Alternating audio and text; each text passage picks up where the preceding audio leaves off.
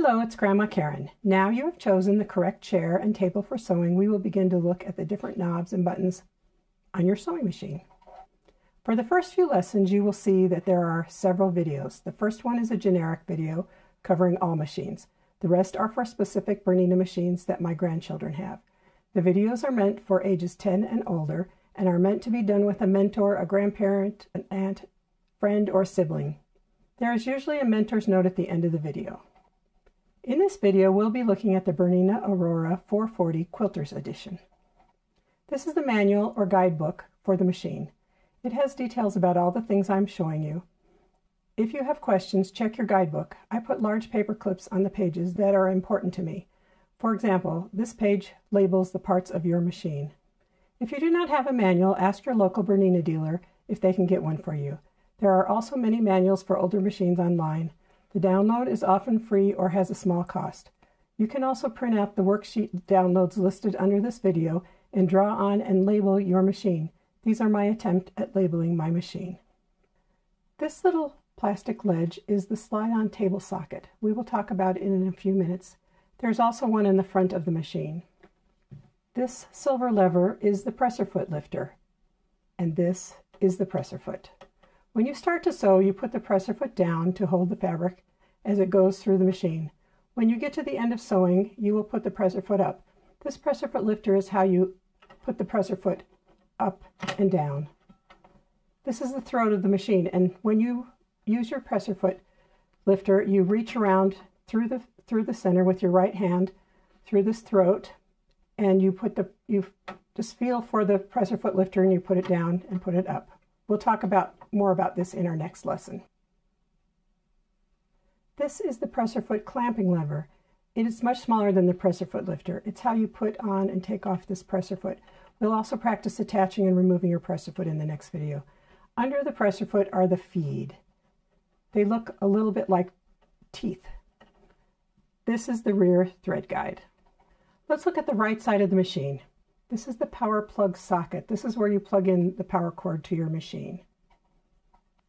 This is the foot control. You will put your foot on this pedal to make the machine sew. Turn it over and unwind the cord. This is the foot control socket right here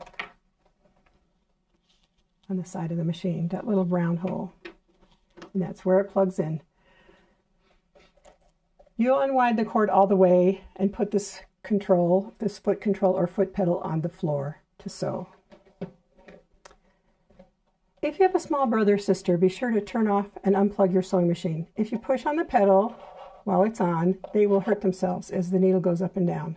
And if you have a pet, if they sit on this control too long, it might burn out the motor. When you put your machine away, be sure to wind up the cord again and try not to pull it too tightly. Just above the power cord socket is the on and off switch, or the power switch. There is a line and a circle on the switch.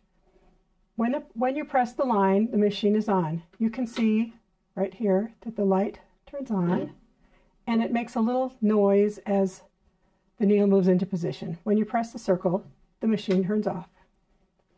This white square-like button is called the drop feed button right here.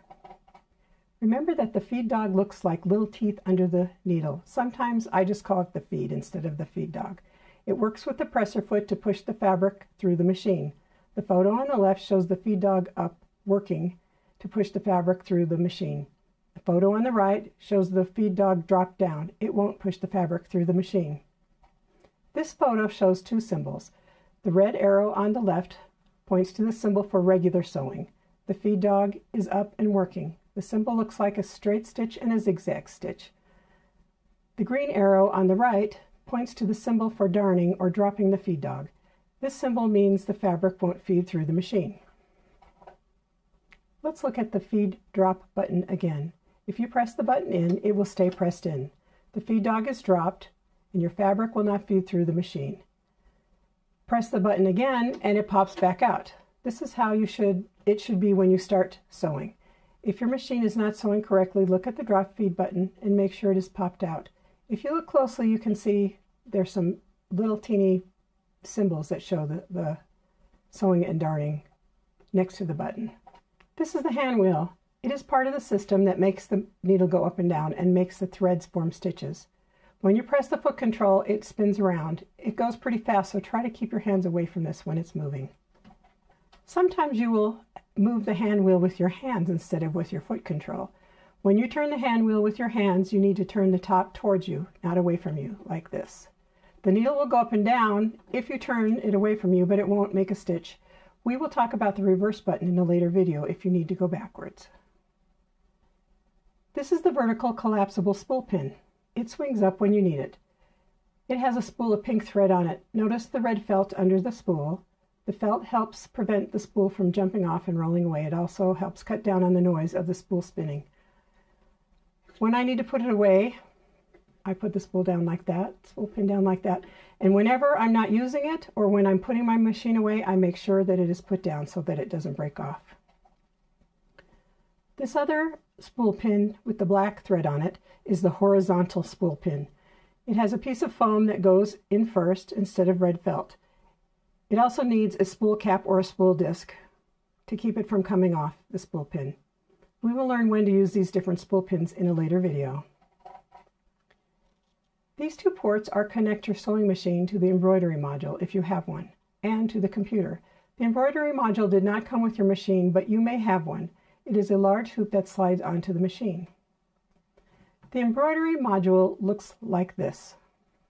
Now let's look at the left side of the machine. This is the thread cutter. To cut thread, you hold the thread in both hands, put it on top of there, and you just pull down, and it cuts your thread. This is the pressure dial. It lets you change how much pressure is being put on the presser foot on the fabric as you sew it. If you change the dial, it will go back to the normal sewing setting when you turn the machine on and off. We will talk about this more in another lesson. This slide-on table came with your machine. This large button is to remove the slide-on table. The table gives you more space so you can rest your fabric on. To put it on, make sure that the presser foot is in the up position. Make sure the needle is also in the top position. Make sure that you keep this flat with the bed of your machine, and you push it all the way over and it clicks into place. It sits on those sockets that we showed you that are on the front and the back of the machine. To remove the table, make sure that the presser foot and the needle are in the up position.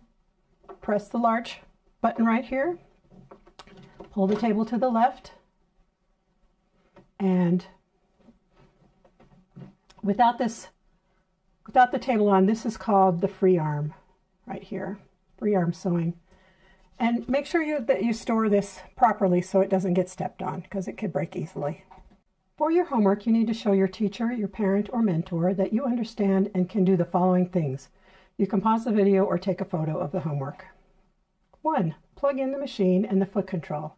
Show how to put away the foot control. 2. Turn the hand wheel back and forth to see the needle go up and down.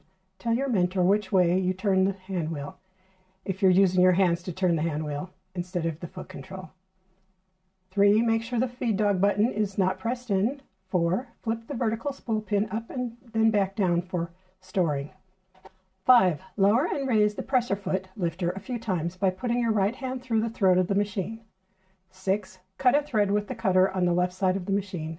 7. Attach and remove the slide-on table. In our next video, we will learn more about the presser foot and how you use your hands to sew. See you next time. Here's a note to the mentor. Become familiar with the different buttons on your student's machine. Help them find a manual and look at the pages that show the parts of the machine. If there is no manual, print out the worksheets in the link below the video or make a photo or rough draft drawing of the machine and label the parts we talked about today.